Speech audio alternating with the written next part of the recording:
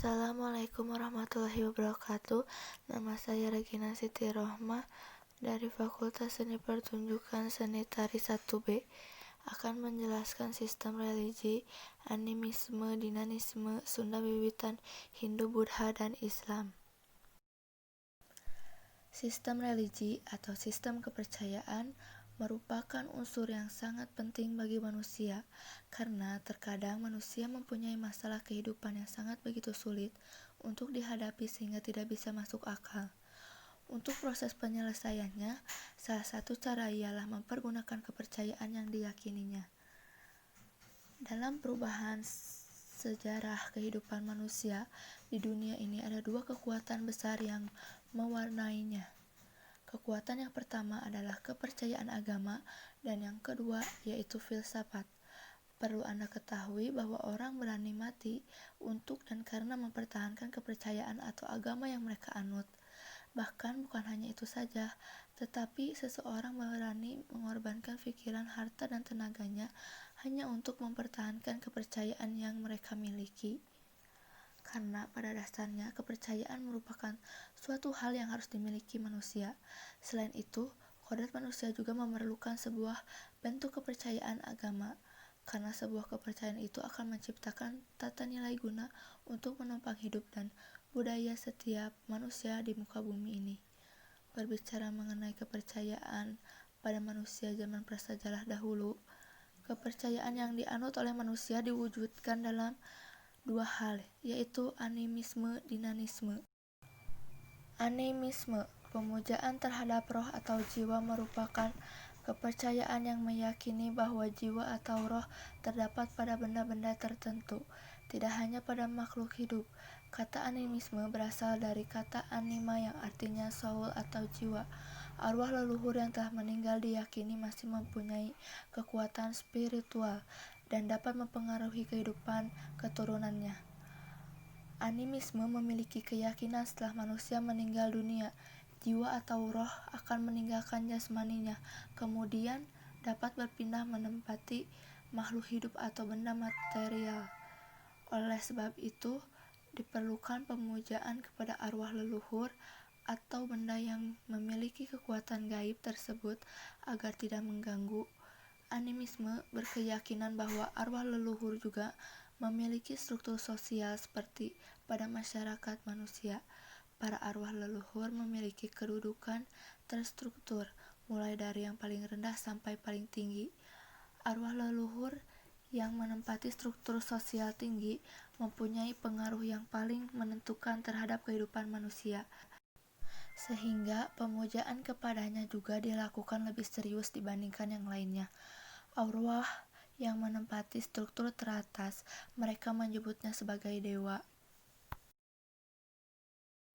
Contoh animisme seperti memberikan sesaji ke pohon besar, ke laut, karena mereka menganggap di sana ada roh yang harus mereka hormati. Roh leluhur sebagai dewa, upacara syukuran panen yang memanggil roh dewa pertanian, upacara kematian dan ritual kematian untuk mempersiapkan dan mengatur arwah orang yang baru saja meninggal menuju alam nenek moyang.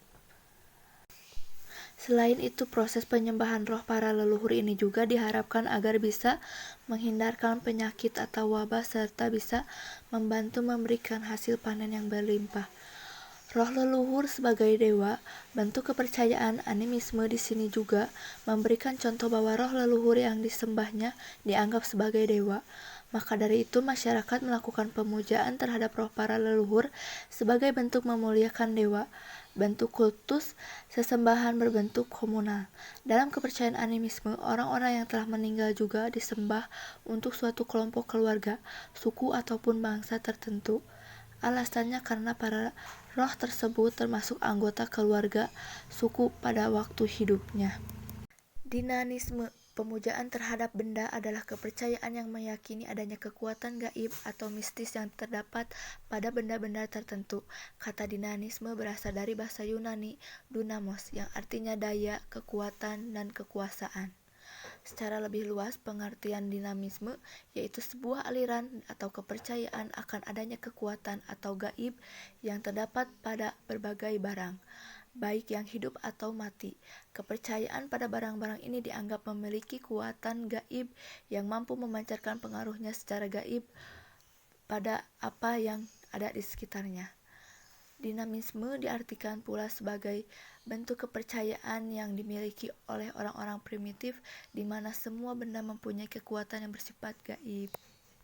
Contoh dinamisme seperti pemujaan terhadap batu besar, jimat, senjata, api, atau pohon. Sunda Wiwitan adalah kepercayaan pemujaan kekuatan alam dan arwah leluhur yang dianut oleh masyarakat tradisional Sunda. Sunda Wiwitan merupakan ajaran yang dianut khususnya masyarakat suku Sunda yang ada sejak sebelum agama lain munculnya di tanah Sunda. Sunda Wiwitan adalah ajaran yang mendalami cara ciri manusia dan cara ciri bangsa yang menjalankan hidup dengan keselarasan dengan alam. Hindu memiliki sejarah yang paling panjang dibanding agama resmi lain di tanah air. Bali memiliki penganut agama Hindu terbesar. Kitab suci Hindu adalah Veda atau Weda, tempat ibadah Hindu di Pura Hindu Temple.